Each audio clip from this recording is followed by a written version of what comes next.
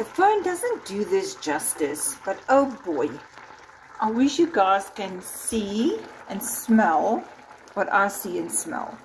So it's basically the mince ball recipe that's inside the recipe book, and I use this skinny tomato sauce with tomato paste with garlic and onion, and then I cook. You can see they're still raw, so I cook these mince balls inside that sauce on a slow heat. I've just put my stove to whatever, to 3.